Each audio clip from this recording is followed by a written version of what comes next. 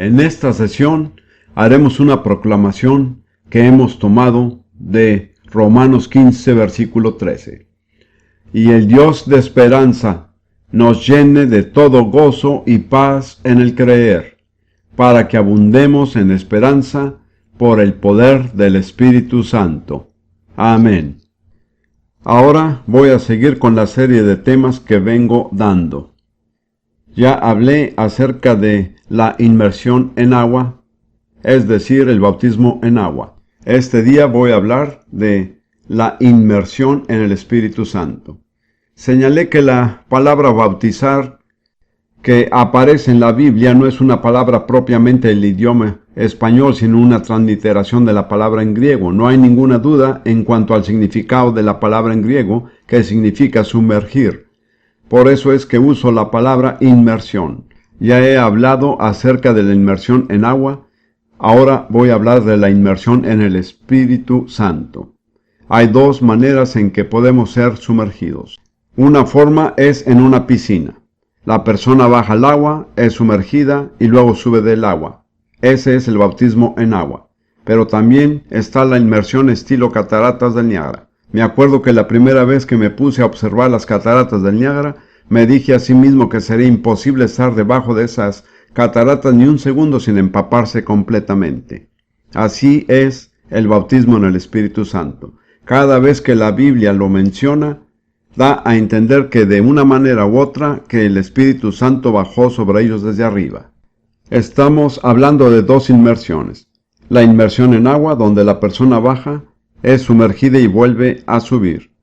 Y la inmersión en el Espíritu Santo, donde el Espíritu baja sobre la persona, pero en ambos casos la persona es sumergida totalmente, no sumergida parcialmente, ni rociada, sino sumergida totalmente. Es muy interesante que la introducción a cada uno de los 4 evangelios afirma específicamente que Jesucristo bautizará en el Espíritu Santo. Me parece que no le hemos prestado la atención debida a esto.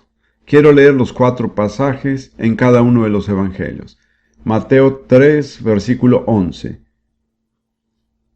Juan el Bautista dice: Yo a la verdad os bautizo en agua para arrepentimiento, pero el que viene tras mí, es decir, el Mesías, cuyo calzado yo no soy digno de llevar, es más poderoso que yo. Él os bautizará en Espíritu Santo y fuego. Luego en Marcos capítulo 1, versículo 8. En la introducción,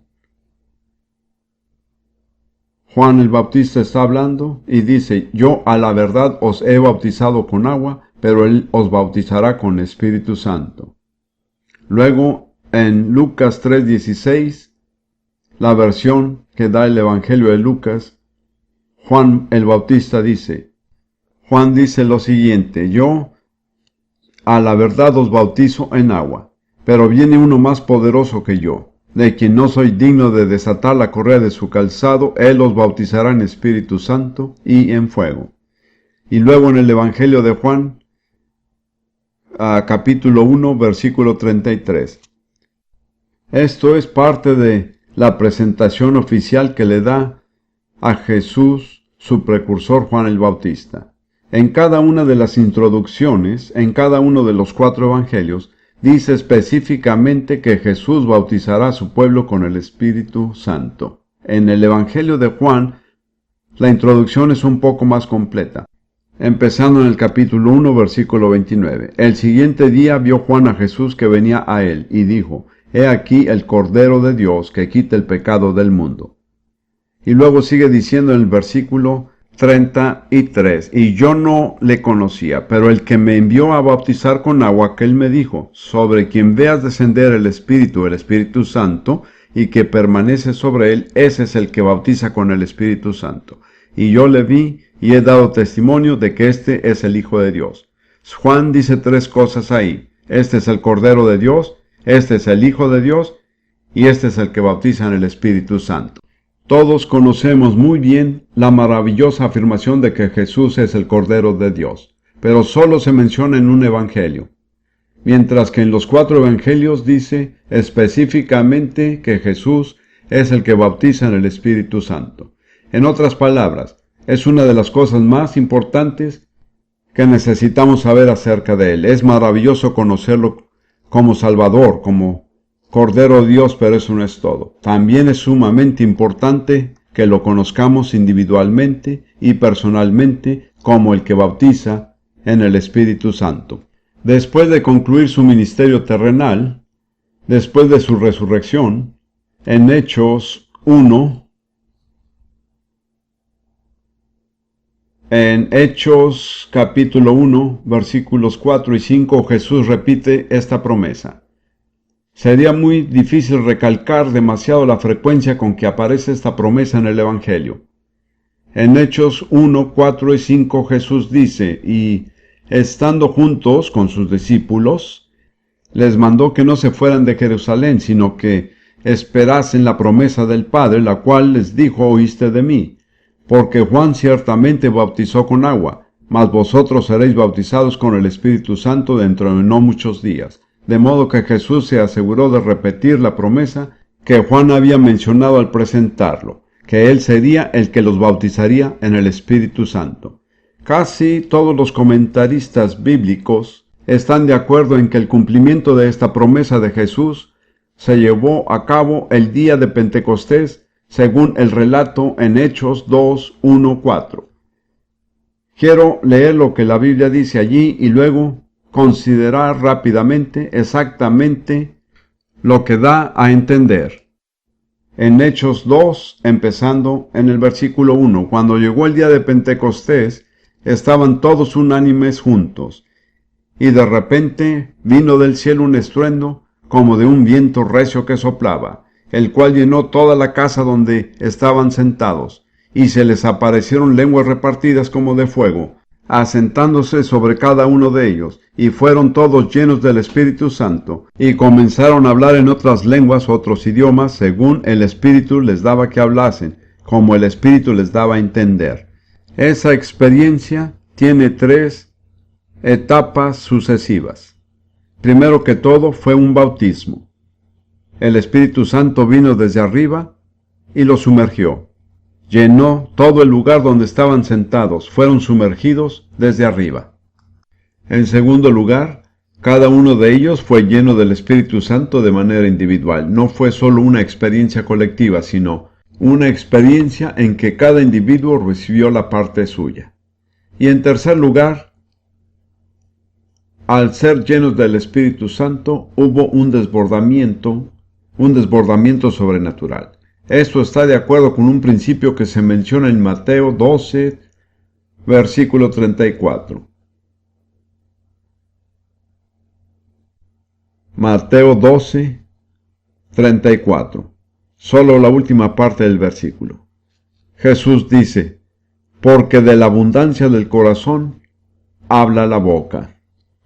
En otras palabras, cuando el corazón de una persona está lleno, hay un desbordamiento mediante las palabras que salen de su boca. Hay varios pasajes en el Nuevo Testamento que hablan de personas que fueron llenas del Espíritu Santo. He mirado cada pasaje y en todos, después de ser llena, la persona dijo algo, profetizó o habló en lenguas. Es un principio universal. De la abundancia del corazón habla la boca. Cuando el corazón está lleno hasta el punto de rebosar, este desbordamiento se expresa a través de las palabras que salen de la boca. Y eso fue lo que pasó el día de Pentecostés. Después que el Espíritu los llenó, todos empezaron a hablar en otros idiomas, según el Espíritu les daba que hablasen. Es muy importante entender que este es un asunto en que Dios y el hombre tienen que trabajar juntos. Dios los llenó, pero ellos empezaron a hablar. El Espíritu Santo no fue el que habló, fueron ellos. El Espíritu Santo les dio el lenguaje. Por muchos años he estado involucrado en el movimiento pentecostal y he conocido a tantas personas que decían, hermano Prince, quiero que Dios lo haga todo. Conocí a un hombre que decía, llevo 25 años esperando. Estoy esperando que Dios lo haga todo. Le dije, pues esperará el resto de su vida, porque eso no es bíblico. Dios hará su parte y nosotros tenemos que hacer la nuestra. Nosotros hablamos y Dios da el lenguaje. Dios no va a hablar. Todos empezaron a hablar según el Espíritu Santo les daba que hablasen. Y permítanme decir que esto es verdad. Ellos esperaron que el Espíritu Santo viniera el día de Pentecostés.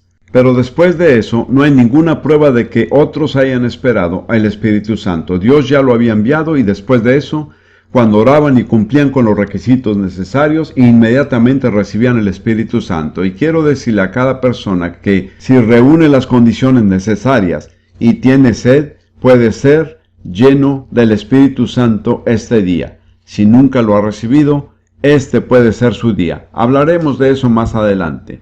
Ahora quiero comentar acerca de lo que el apóstol Pablo dice de esto. En 2 de Corintios capítulo 1, versículo 21.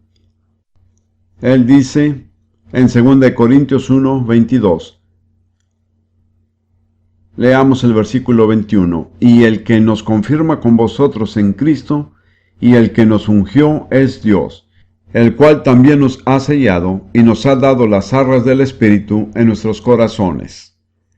Y Pablo dice dos cosas. El Espíritu Santo es un sello y es un depósito. En Efesios 1:14 usa un lenguaje parecido. Efesios 1:14.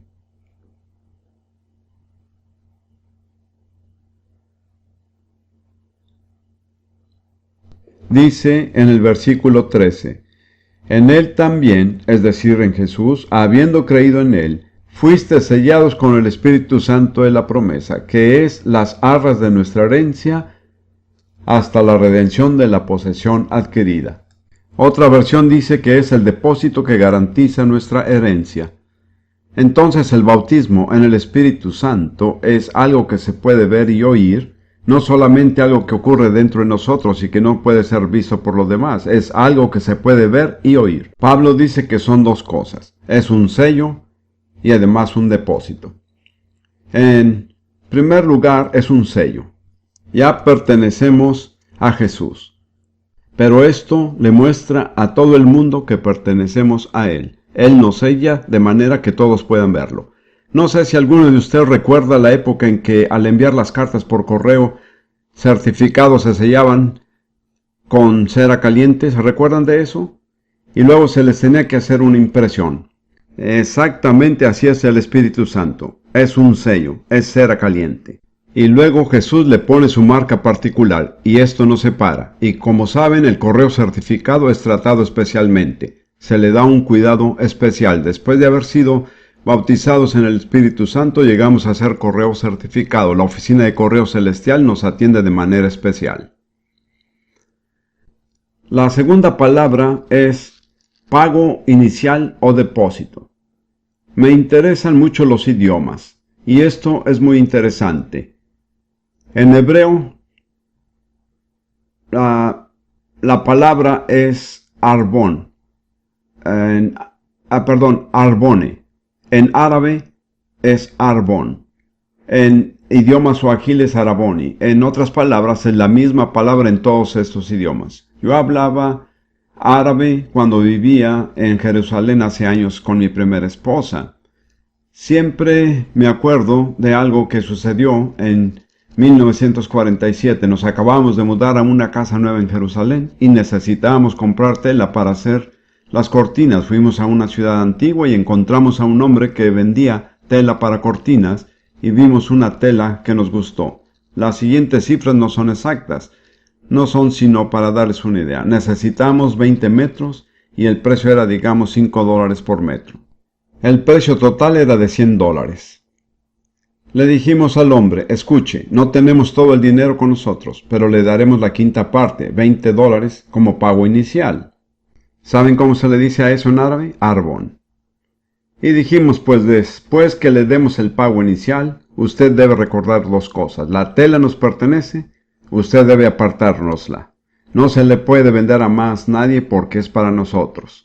Y en segundo lugar, nuestro pago inicial es nuestra garantía de que vamos a regresar con el resto del dinero y llevarnos la tela. Así es el bautismo del Espíritu Santo. Jesús da un pago inicial y nos aparta para él mismo, y después de eso ya no estamos a la venta para ningún otro cliente.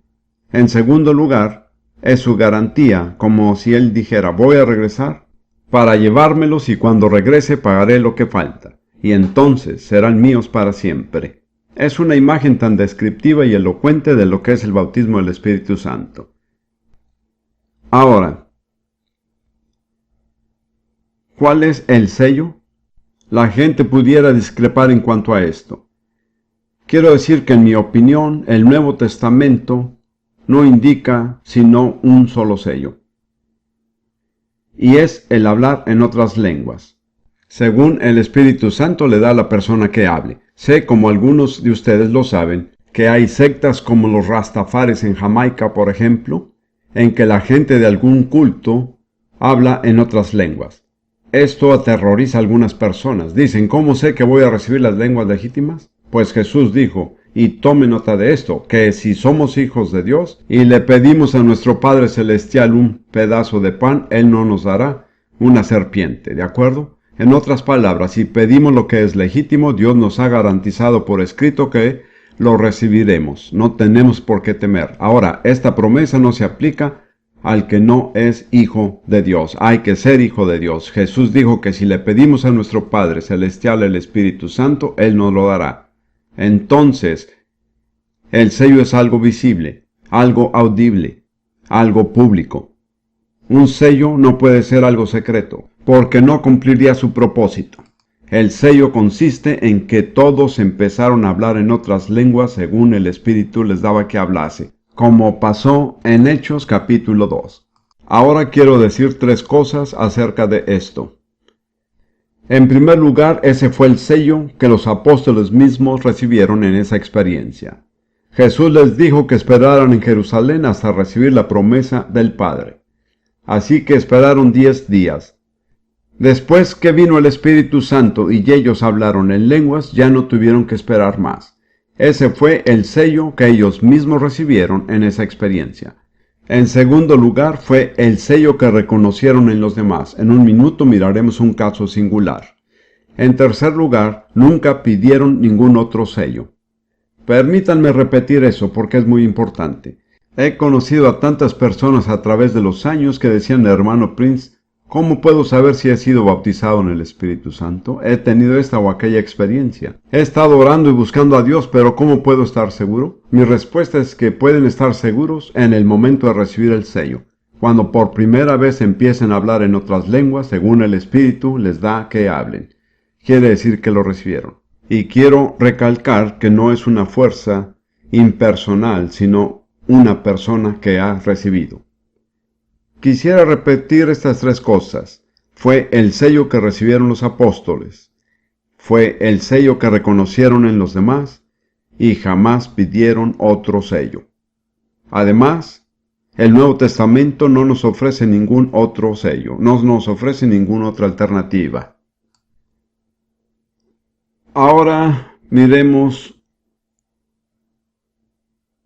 lo que dijo Jesús en Lucas 24, versículos 52 y 53, después de su resurrección, cuando se estaba despidiendo de sus apóstoles. Dice Lucas 24, 52, 53.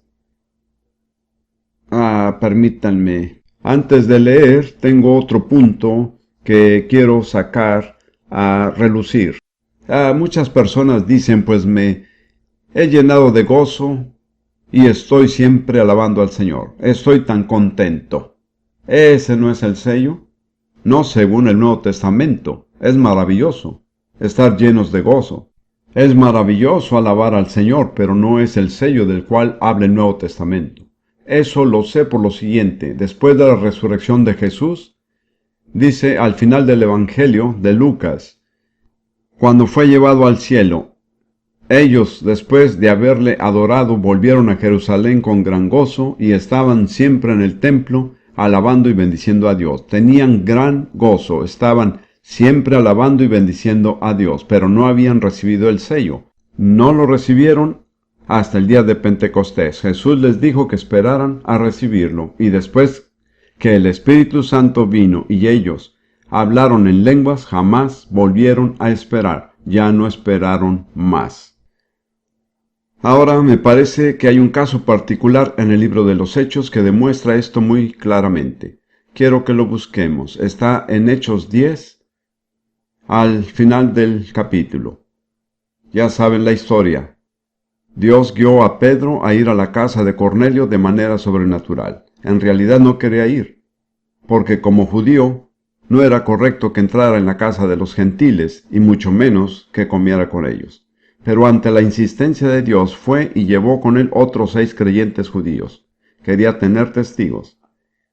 Y mientras Pedro les estaba hablando, contándoles acerca de Jesús, dice en Hechos 10:44, mientras aún hablaba Pedro estas palabras, el Espíritu Santo cayó sobre todos los que oían el discurso. Es interesante ver hasta qué punto había llegado en su sermón. El versículo anterior dice, de este, es decir, de Jesús, dan testimonio todos los profetas, que todos los que en él creyeron recibirán perdón de pecados por su nombre. Y aquellas personas de corazón sencillo en la casa de Cornelio lo creyeron y recibieron perdón de pecados. Al haber recibido el perdón de pecados, el Espíritu Santo podía venir sobre ellos, ¿entienden? Dice así, mientras aún hablaba Pedro estas palabras, el Espíritu Santo cayó sobre todos los que oían el discurso. Y los fieles de la circuncisión que habían venido con Pedro se quedaron atónitos de que también sobre los gentiles se derramase el don del Espíritu Santo. Recuerden que al ir allá no creían que el Evangelio fuera para nadie sino para los judíos. No creían que los gentiles pudieran llegar a ser cristianos. Pero cuando los oyeron hablar en lenguas, dijeron, esto es definitivo, no podemos discutir con esto. ¿Por qué estaban convencidos? Porque los oían que hablaban en lenguas y que magnificaban a Dios. No tenían ninguna otra prueba y tampoco pidieron ninguna. Ahora, algunas personas dirían, pues, han debido esperar unas 6 semanas para ver si aquellas personas llevaban fruto verdadero. Pero no lo hicieron, porque en realidad no estamos hablando de fruto, sino de un don. Son 2 cosas diferentes, ambas muy importantes.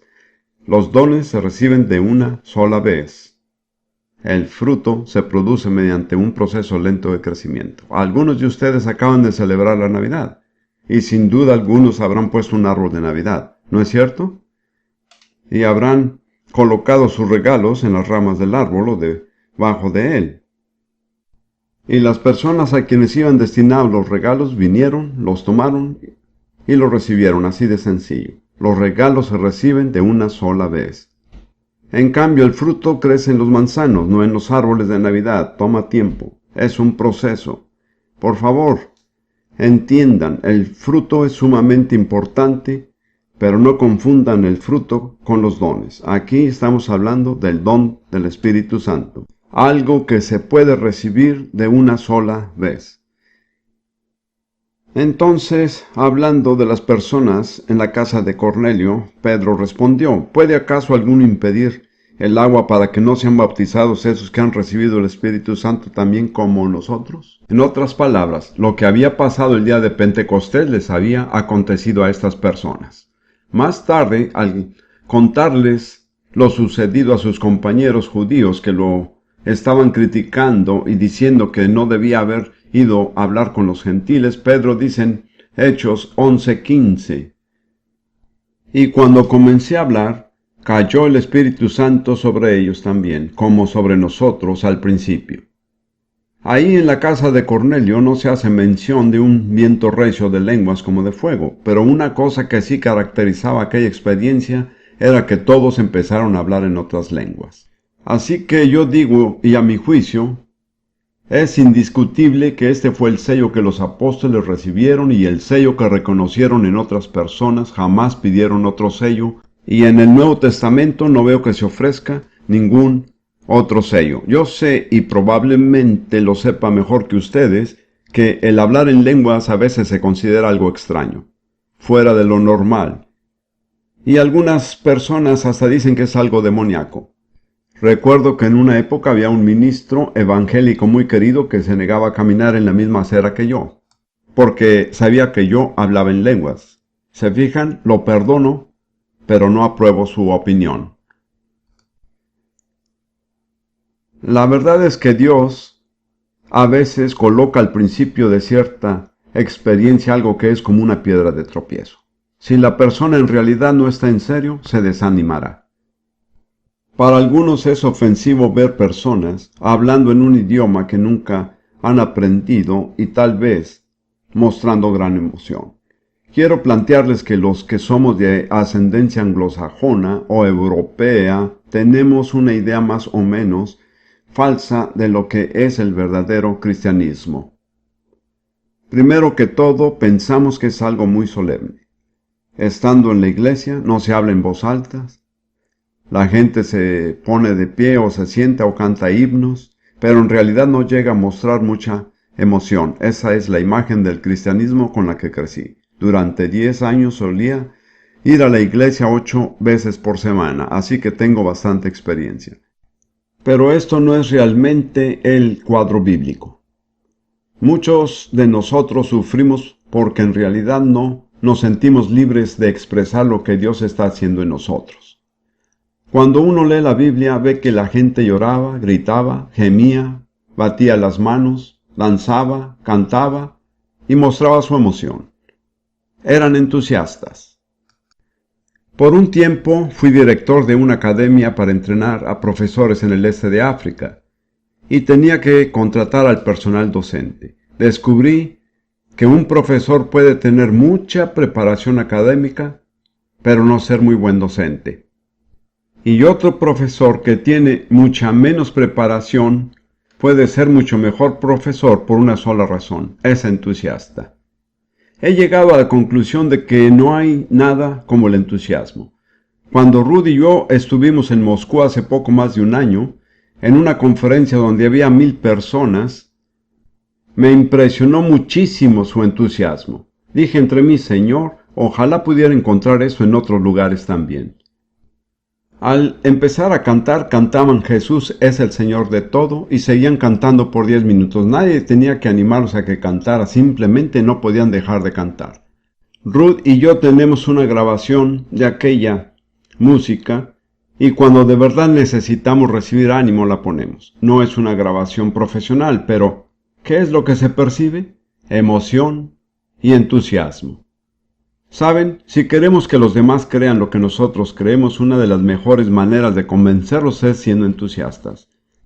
Si usted tuviera callos y encontrara un remedio para ellos, que creo que sí existe, nunca he tenido callos, usted estaría tan entusiasmado que tendría deseos de decirle a todos los que sufren de callos que hay un remedio. Pues tenemos un remedio mucho más valioso que ese. Tenemos un remedio para el pecado. No es natural no tener entusiasmo y no querer contarlo a los demás. Pero el que da el entusiasmo es el Espíritu Santo. ¿Recuerdan lo que Rudy y yo citamos al principio? Y el Dios de esperanza nos llene de todo gozo y paz en el creer, para que abundemos en esperanza por el poder del Espíritu Santo. ¿Qué es lo que hace que abundemos en esperanza? El poder del Espíritu Santo. ¿Cuántos de ustedes hoy en realidad, no respondan abiertamente, pero cuántos de ustedes abundan en esperanza? ¿Cuántos están emocionados porque conocen a Jesús? ¿Cuántos rebosan de entusiasmo? Así es que deberíamos de ser. Así deberíamos de ser. Todo nuestro formalismo y nuestra sobriedad en realidad no tiene mucho que ver con el Nuevo Testamento. En un minuto les daré unos ejemplos. Sigamos. En el Nuevo Testamento hay dos maneras que se administra el bautismo en el Espíritu Santo. Una es que viene directamente del cielo. Simplemente cae sobre la persona. Así pasó el día de Pentecostés y en la casa de Cornelio. La otra manera es mediante la imposición de manos. Se habla de esto en 3 lugares. En Hechos 8, versículo 14 a 19. Hechos 8, 14 a 19. Esto es en Samaria.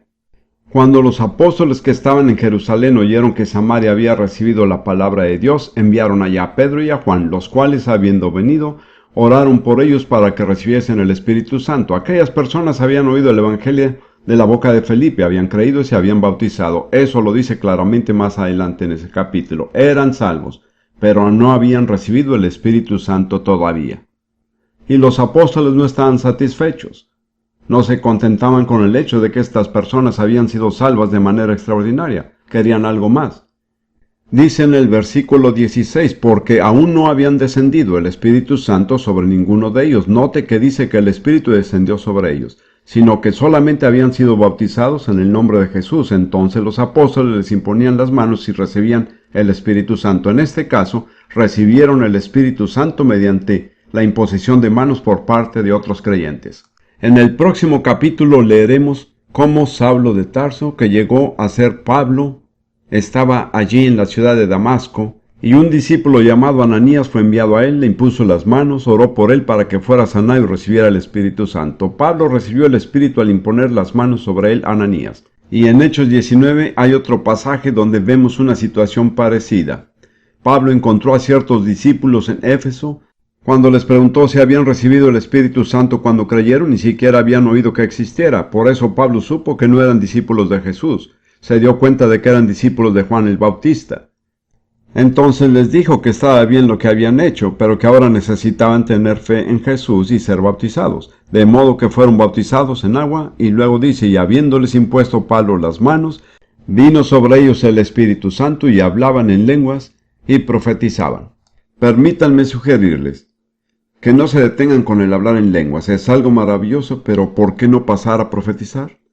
Dios no es celoso. Él les permitirá tener esa experiencia. Ahora, ¿cuáles son los propósitos del bautismo en el Espíritu Santo? El propósito primordial es recibir poder sobrenatural de Dios. En Hechos 1:8 Jesús lo expresó de la siguiente manera. Hechos 1:8. Jesús estaba por dejarlos, y esto fue casi lo último que les dijo. De hecho, fue lo último. Según el relato bíblico, estas son las últimas palabras que pronunció en la tierra. Dijo, pero recibiréis poder cuando haya venido sobre vosotros el Espíritu Santo. Esa palabra poder en griego es dunamis, de la que nos viene la palabra dinamita. La dinamita es aquella sustancia que produce explosiones. Observarán que cuando descendió el Espíritu Santo provocó una explosión. Mucha gente dice que recibieron poder por el hecho de que Jesús había resucitado de los muertos, pero no es así. Porque Jesús había resucitado de los muertos 50 días antes, pero nadie en Jerusalén se había enterado. Pero cuando vino el Espíritu Santo, toda Jerusalén se enteró en cuestión de unas horas. Fue la dinamita, ¿me explico? Fue una explosión. A algunos no les gustan las explosiones. Les da temor. Pues, tratándose del Espíritu Santo, que explote, digo yo. Que Él haga lo que quiera.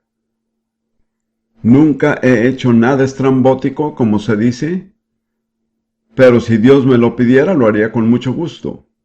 Pero he encontrado que Él no suele guiarme a hacer ese tipo de cosas. Ahora, ¿qué fue lo que recibieron? Poder para ser testigos. Recibiréis poder cuando haya venido sobre vosotros el Espíritu Santo y me seréis testigos. El mensaje del Evangelio es algo sobrenatural. No es un relato de sucesos naturales. Es algo totalmente sobrenatural. Jesús murió, fue sepultado y resucitó y ascendió al cielo. Eso es algo sobrenatural. Si vamos a testificar de un acontecimiento sobrenatural, necesitamos poder sobrenatural. Un poquito de teología no es suficiente. Necesitamos recibir poder. Las personas son perspicaces. Los pecadores son más perspicaces que los creyentes, y cuando disciernen que el mensaje viene acompañado de poder sobrenatural, prestan atención. Me he dado cuenta de esto en muchas culturas diferentes.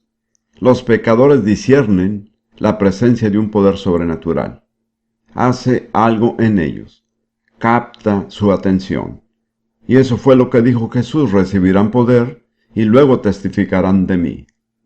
Y luego en Romanos 15, versículos 18 y 19, Pablo está hablando de su propio ministerio y dice, porque no osaría hablar sino de lo que Cristo ha hecho por medio de mí para la obediencia de los gentiles, con la palabra y con las obras, con potencia de señales y prodigios en el poder del Espíritu de Dios. Pablo dijo que lo único en su ministerio que valía la pena discutir era lo que el Espíritu Santo había hecho. Ni siquiera quería mencionar otra cosa.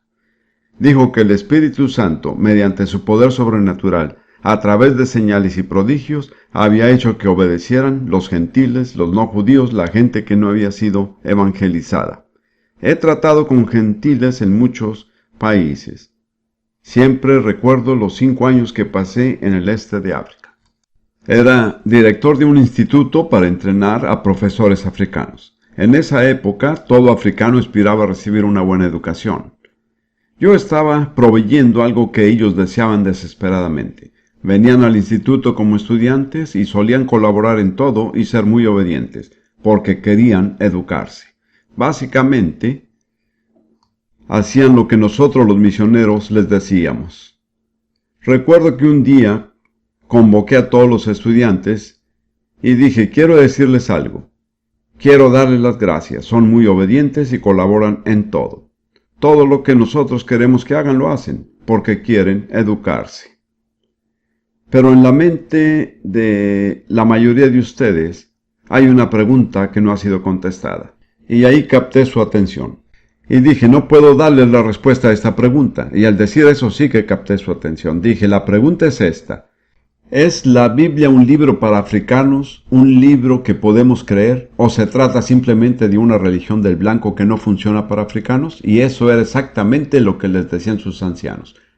Luego les dije, escuchen, nunca sabrán la respuesta a esa pregunta hasta que no experimenten el poder sobrenatural de Dios en su propia vida. Cuando hayan experimentado eso, sabrán que no vino de los Estados Unidos ni de Inglaterra, sino del cielo. Los dejé. Seguí presentándoles la palabra de Dios, pero más que nada oré. Unos cuantos meses después, hubo un derramamiento sobrenatural soberano del Espíritu Santo sobre esos estudiantes. Cada estudiante en el instituto fue bautizado en el Espíritu Santo. Hasta ese momento había que instarles a orar.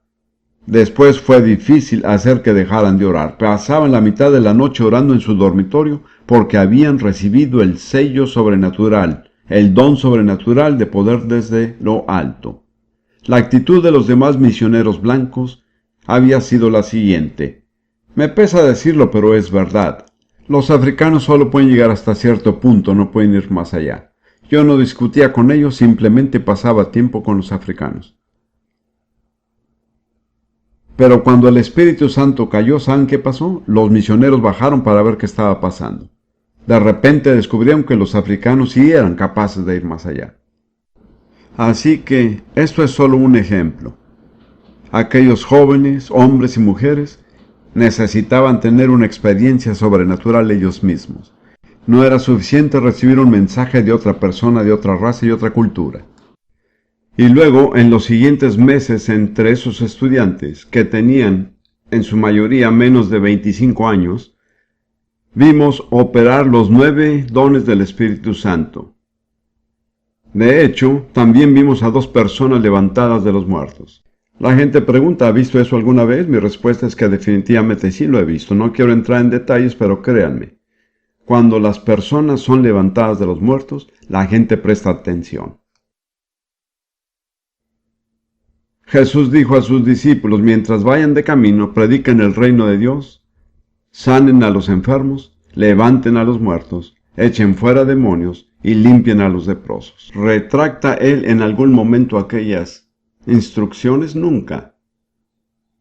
Les he dicho a los judíos entre los cuales vivimos, nosotros los no judíos en realidad les debemos una disculpa a ustedes los judíos por haberles pedido que crean un evangelio que no ha sido confirmado con milagros. Porque según el relato bíblico, toda su historia les enseña que cada vez que Dios envía un mensaje a través de algún mensajero especial de una manera u otra, siempre lo confirma con milagros. Ese es en realidad el propósito del bautismo del Espíritu Santo, es llevarnos a la dimensión de lo sobrenatural, que es la única dimensión en que el Evangelio en realidad puede ser proclamado con eficacia. Miremos Hebreos 2 por un momento. Hebreos 2. Versículos 3 y 4.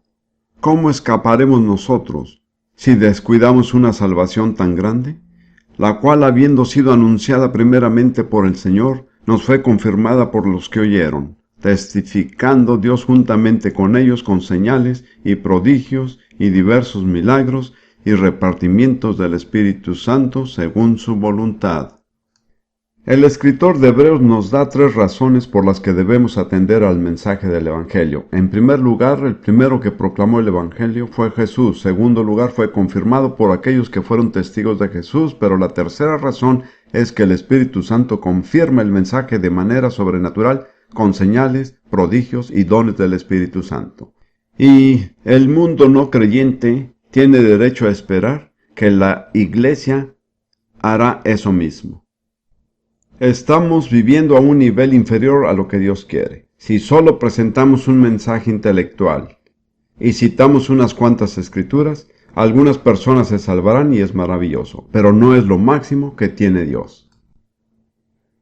Ahora, quiero darles una razón más por el bautismo en el Espíritu Santo. Lo dice 1 Corintios 12. 1 Corintios 12 y versículo 13. Versículo 13. Este es uno de los versículos menos comprendido de todo el Nuevo Testamento. En realidad está mal traducido y es porque los traductores tenían una idea preconcebida de lo que creían que Pablo estaba diciendo. Yo he estudiado griego desde que tengo 10 años y estoy totalmente convencido de lo que digo es cierto. Si no lo estuviera, no lo diría. El texto que tengo yo y la mayoría de las demás traducciones dicen lo mismo. 1 Corintios 12:13. Porque por un solo espíritu fuimos todos bautizados en un cuerpo, sean judíos o griegos, sean esclavos o libres, y a todos se nos dio a beber de un mismo espíritu. Ahora, la palabra incorrecta ahí es porque en griego dice, en un espíritu fuimos todos bautizados en un cuerpo. Y en todo el Nuevo Testamento no hay ninguna otra indicación de que el Espíritu Santo bautice a las personas. Las personas son bautizadas en el Espíritu, pero el Espíritu Santo no bautiza.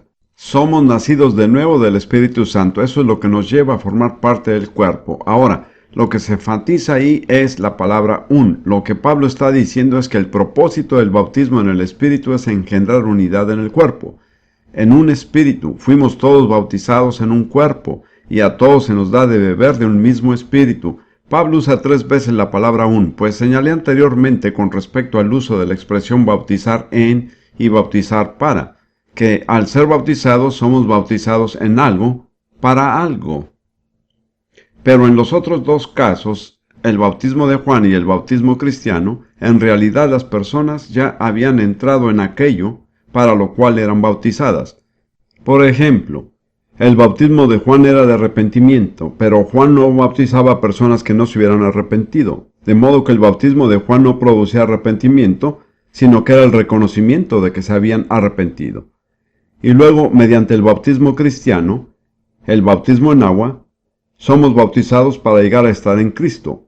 Pero cuando somos bautizados ya estamos en Cristo. Si no lo estamos, no tenemos ningún derecho de bautizarnos. Así que bautizarnos en agua no nos lleva a estar en Cristo. Es un sello que da testimonio de que ya estamos en Él.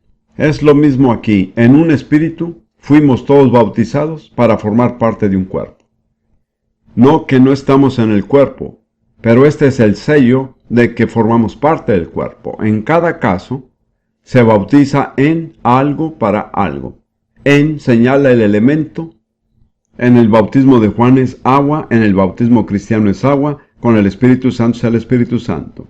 Cuando somos bautizados para algo es porque ya hemos alcanzado ese estado. Es una señal de que así es. Nos hemos arrepentido, estamos en Cristo, formamos parte de un cuerpo. Pero lo que tenemos que tomar en cuenta, y esta es una de las tragedias de la historia reciente de la Iglesia, es que el bautismo en el Espíritu Santo está diseñado a producir unidad en el cuerpo. Pero desafortunadamente hemos sido tan carnales que en vez de aceptar la unidad, muchas veces lo hemos usado para causar división. Y todos tenemos que arrepentirnos de eso. Así que tengan en cuenta que el bautismo en el Espíritu Santo está diseñado a hacernos saber que formamos parte de un cuerpo y que todos los demás creyentes verdaderos, sin importar su denominación, raza o cultura, son miembros del mismo cuerpo. No hay sino un Espíritu Santo, no hay sino un solo cuerpo. Ese era el propósito de Dios, y desafortunadamente, como en tantas otras cosas, no hemos cumplido con el propósito de Dios. Por ejemplo, la celebración de la comunión fue diseñada para el mismo propósito, para enfatizar la unidad del cuerpo. ¿Qué es lo que ha hecho? Por causa de nuestra carnalidad, nos ha dividido. Pero la culpa no es de Dios, sino de nosotros. Todos tenemos que asumir parte de la responsabilidad. Los no pentecostales, por criticar tanto. Los pentecostales, por ser tan arrogantes. Pues yo llevo bastante tiempo como pentecostal. Nuestro lema famoso era lo tenemos todo. Cuando miro a algunos pentecostales me parece que lo que tienen no es mucho. Recuerdo que estaba en una iglesia pentecostal danesa y ahí había una viuda ya grande. Era pobre y estaba enferma. Y dijo en danés, en el idioma danés, lo tenemos todo. La miré y pensé dentro de mí, si eso es todo, no es mucho. Como ve, esa actitud ha ofendido a mucha gente. Hemos tomado la actitud de que los pentecostales tenemos todo el evangelio completo. Pero en realidad no lo tenemos todo. Podemos tener el bautismo y hablar en lenguas y todavía estar muy lejos de lo que Dios quiere. No es una garantía de que seamos perfectos. No es un sello de perfección, es algo que nos ayuda a llegar a ser perfectos. Muchos pentecostales toman la siguiente actitud. Quiero decir, lo he visto tantas veces. La persona se salva, nace de nuevo, se bautiza en agua, habla en lenguas y supuestamente ya lo tiene todo. No, no, no. Acaba de empezar. No es un fin en sí, es un medio. Pero si actuamos como si fuera un fin, nunca llegaremos más allá. Algunos de ustedes que son pentecostales hagan caso a esto. Si usted está aquí y es pentecostal, quiero mucho a los pentecostales, les debo la salvación. Por muchos años pensé que tenían la razón en todo. Pero luego descubrí que también ellos tienen sus fallas. Pero tengan en cuenta que el fin del bautismo en el Espíritu Santo es unificar a los cristianos. Ahora, hay una cosa más que tenemos que mencionar, y son las manifestaciones físicas. En mi opinión, la mayoría de los cristianos llevan lo que llamo yo una vida reprimida. No están libres de expresar lo que Dios ha puesto en ellos. Pensamos que es necesario comportarnos con mucho decoro, hablamos en voz baja, no mostramos mucha emoción, nos sentamos derechos en nuestra silla, nos ponemos de pie, nos sentamos, nos arrodillamos y salimos de la iglesia. Yo llevaba años haciendo eso mismo, así que no me digan que no es así. Esto tiene muy poco que ver con el cristianismo del Nuevo Testamento. Tiene muy poco que ver con lo que experimentaban las personas en la Biblia. Ellos mostraban su emoción. Al leer los salmos de David, vemos que él clamaba, lloraba y bañaba de lágrimas su lecho. Era un hombre muy emotivo. Aún Jesús gimió, derramó lágrimas, expresó sus sentimientos. Yo he experimentado este tipo de formación religiosa. Fui criado en el mero centro de un sistema tradicionalista muy fuerte. Si saben algo de Gran Bretaña, estudié en el colegio de Eton y la Universidad de Cambridge. Yo era un baluarte del Imperio Británico. Pero una noche Dios me bautizó en el Espíritu Santo. No sabía lo que era. No fui a la iglesia. Ocurrió en una barraca. Era tan ignorante que no sabía que había que ir a la iglesia para ser salvo o bautizado en el Espíritu. Recibí ambas cosas estando en una barraca a medianoche. Cuando empecé a asistir a la iglesia, descubrí que las personas no permitían que Dios se moviera libremente. No soy una persona excesivamente emotiva, creo que la mayoría de ustedes estarán de acuerdo. Pero el problema es que reprimimos nuestras emociones, no hemos expresado libremente lo que Dios ha hecho por nosotros. Voy a hablar próximamente acerca de la adoración. En otra sesión hablaré un poco más de eso. Pero la adoración no consiste simplemente en proferir palabras, es una actitud del cuerpo. Implica inclinarse, postrarse, batir las manos. Ese es el cuadro bíblico de la adoración. No nos hemos regido según el modelo bíblico, y una de las razones principales para nosotros los anglosajones, o sea cual sea nuestra nacionalidad, es que no hemos expresado lo que el Espíritu Santo ha puesto dentro de nosotros. Hemos apagado el Espíritu, lo hemos reprimido. Hemos tratado de ser decorosos, hemos tenido temor de mostrar demasiada emoción o entusiasmo. No soy una persona demasiado emotiva, pero creo que hay que rendirse al Espíritu Santo. Creo que es necesario expresar lo que el Espíritu Santo ha puesto en mí. Tenemos que seguir, pero déjenme darles una pequeña lista de personas que tuvieron un encuentro con el Señor. Abraham. El Señor se le apareció. ¿Y qué hizo Abraham? Se postró sobre su rostro. ¿Cuántos de ustedes harían eso? Algunos. Siempre me sonrío cuando oigo a cristianos cantar el himno que dice traer la diadema real y coronarle rey sobre todas las cosas, que los ángeles se postren ante él. Me imagino a esos queridos miembros de la iglesia diciendo está bien que se postren los ángeles, pero no nosotros, no. Tenemos demasiado decoro para hacer eso. Luego está Israel, cuando el Señor aceptó su holocausto consumiéndolo con fuego y dice que todos se postraron y gritaron de alegría. Como saben, la Biblia nos insta a dar gritos de júbilo. Quiero decirles que dar gritos no es cantar en voz alta. No los voy a guiar a hacerlo ahora, tal vez lo hagamos más adelante, pero dar gritos significa gritar. Estoy seguro de que algunos de ustedes van a juegos de fútbol. No levanten la mano para que no les dé vergüenza, pero cuando el partido que apoya marca un gol, ¿qué hacen? Se ponen de pie y gritan. ¿Por qué? Porque están emocionados. Si se emocionan por el fútbol, ¿por qué no emocionarse cuando se trata de Jesús y el Espíritu Santo? Y luego Josué tuvo un encuentro con el capitán del ejército de Jehová cerca de Jericó y se postró sobre su rostro en tierra. De hecho, me atrevo a decir que la mayoría de los grandes hombres de la Biblia se postraron en tierra delante del Señor por lo menos una vez. Y el Señor le dijo, quita el calzado de tus pies, porque el lugar donde estás es santo. ¿Han estado en algún lugar donde tuvieron que quitarse los zapatos? Nosotros sí. Dios se movió en una conferencia en la que estábamos en Jerusalén, y sin que nadie se lo indicara, la gente empezó a quitarse silenciosamente los zapatos porque sabían que estaban en un lugar santo. Los sacerdotes, cuando la presencia y la gloria de Dios entraban en el templo, dice que se postraban en tierra, no podían permanecer de pie. Me gusta leer Jeremías, porque después de todo fue un profeta prolífico. Escribió una buena parte de la Biblia, quiero decir, escribió más que cualquier otra persona. Jeremías 23, versículo 9, dice, a causa de los profetas falsos, mi corazón está quebrantado dentro de mí. Todos mis huesos tiemblan. Estoy como un ebrio, y como hombre a quien dominó el vino delante de Jehová y delante de sus santas palabras. Esa fue la reacción de Jeremías ante la santidad del Señor. Dijo, todos mis huesos tiemblan. Los huesos no pueden temblar sin que el cuerpo no tiemble, es imposible.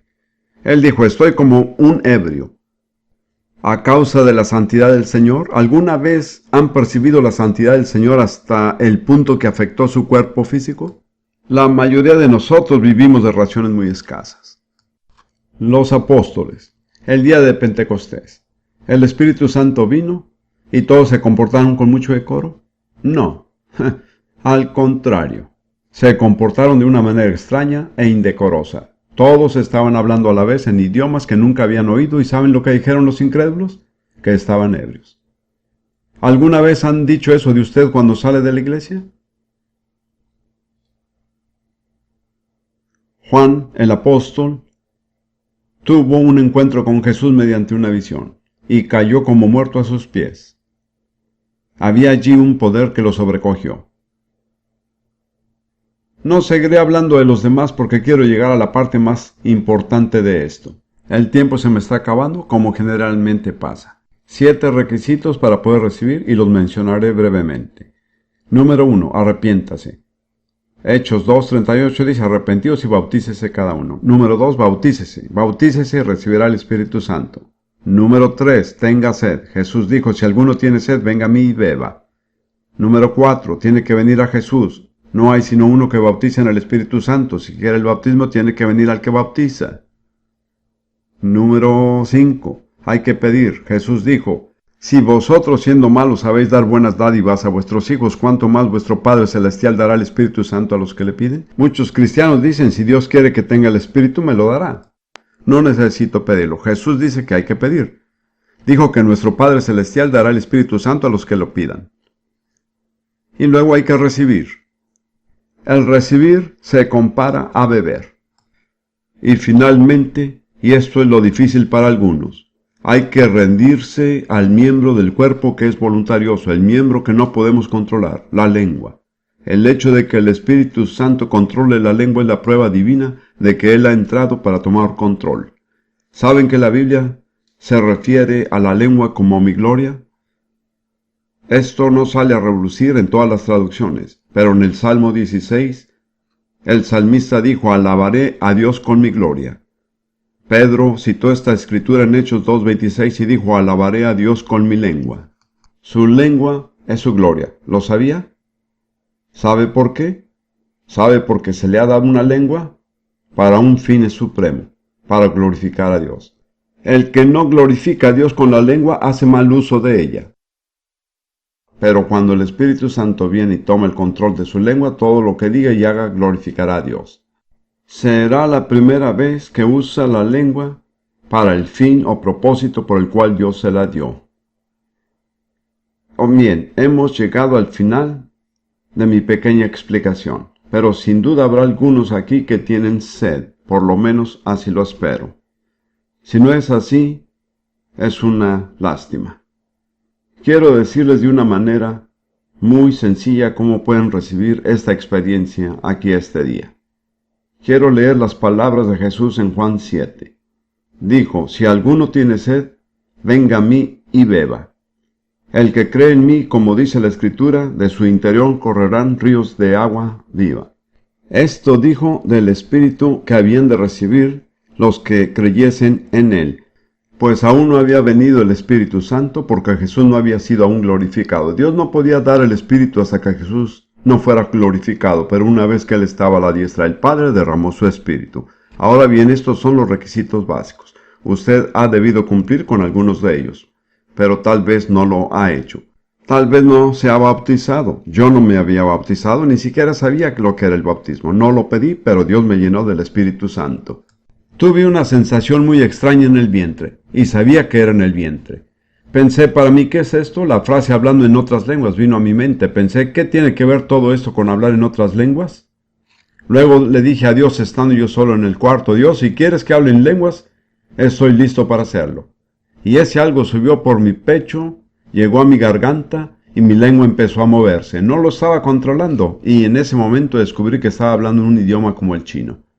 No lo había pedido, y no me había bautizado en agua. Después fui bautizado en agua. Pero hay ciertos requisitos básicos. Jesús dijo, si alguno tiene sed, venga a mí y beba. Y entonces de su interior correrán los ríos de agua viva. Es una transformación maravillosa. Venimos como personas sedientas y llegamos a ser canales de ríos de agua. ¿Qué es lo que produce eso?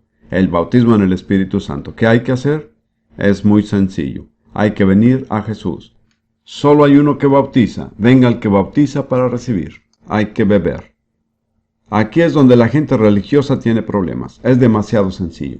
Nadie jamás ha bebido con la boca cerrada. Nadie jamás ha recibido el bautismo en el Espíritu Santo con la boca cerrada. Al beber, se abre la boca y se ingiere algo. No se ingiere agua, sino el poder sobrenatural de Dios. No creo que haya visto a nadie hacer esto y no recibir. No me acuerdo de ninguno. He visto hasta 3,000 personas recibir de una sola vez, pero bebieron. Y después de beber está el desbordamiento. Recuerden que de la abundancia del corazón habla la boca. Aquí es donde hay que tener fe, porque el Espíritu Santo no va a hablar por uno. Uno tiene que hablar según el Espíritu Santo le da palabras. Eso es un paso de fe. Pero sin fe es imposible agradar a Dios. Estoy dispuesto a guiar en una sencilla oración a cualquier persona aquí este día que desee recibir esta maravillosa experiencia sobrenatural. Recuerde que no le pedimos que deje una iglesia o que se una a otra. Eso no es lo que buscamos. Solo le estamos planteando que usted necesita lo que necesitaban los apóstoles. De modo que si quiere pasar adelante para que yo lo guíe en una oración, lo haré. Sin demorarnos más, si usted dice, hermano Prince, estoy sumamente sediento esta noche y quisiera tener esa experiencia. Simplemente póngase de pie, ahí mismo y camine hacia el frente, y yo lo guiaré en una oración.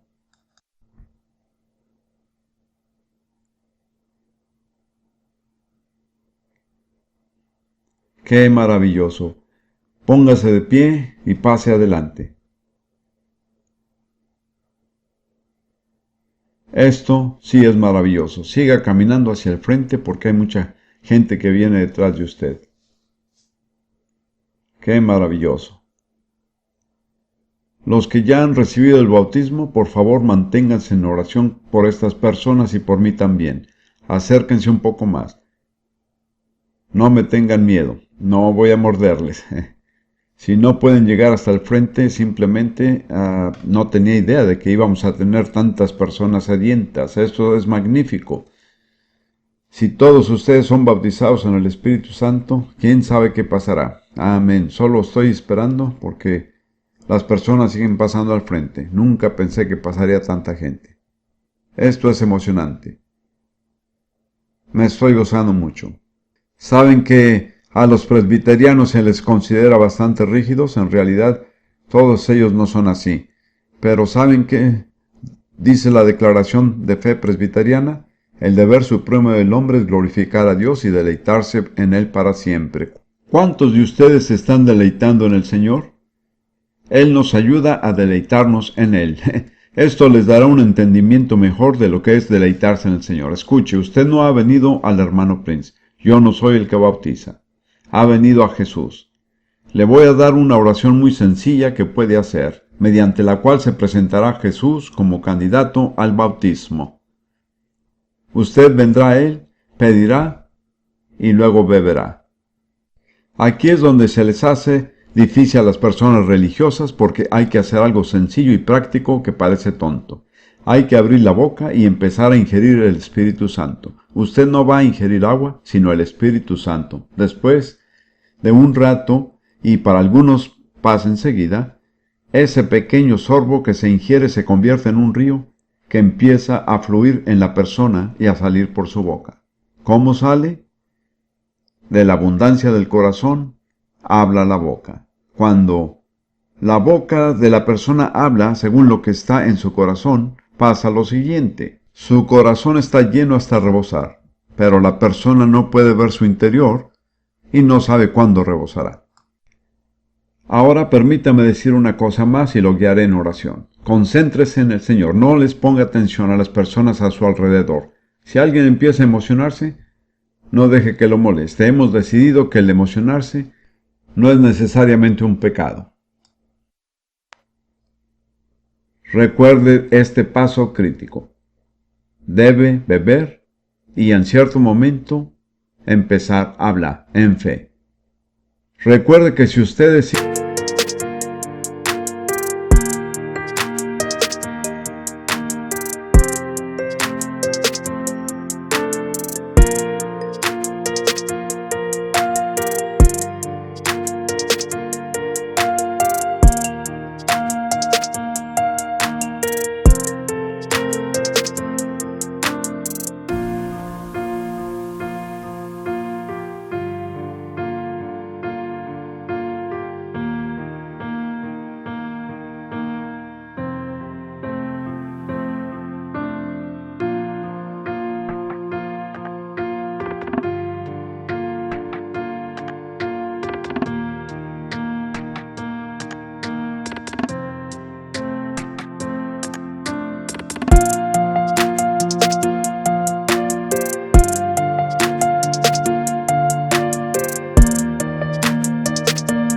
Hijo de Dios y quiere hacer hincapié en esto, si le dan pan, nunca le dará una piedra.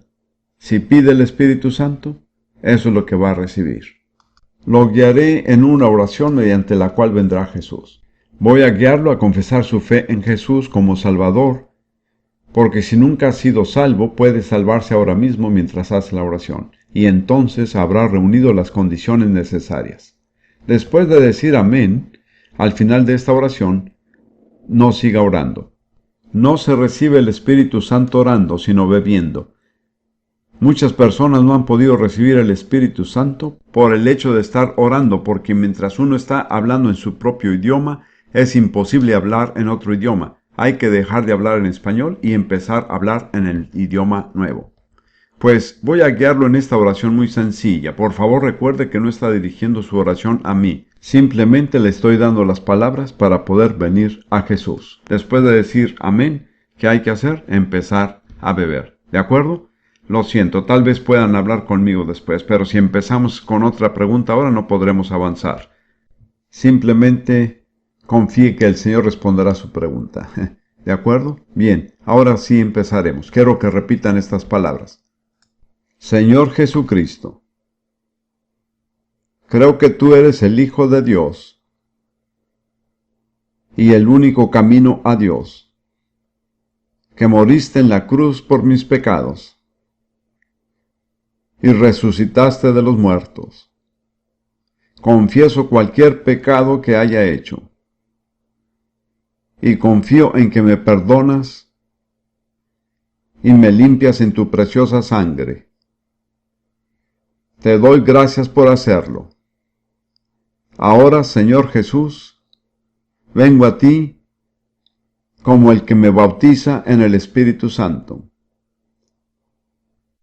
Abro mi ser a ti y empiezo a beber de tu Espíritu, que ya estás derramando sobre mí. Voy a repetir eso.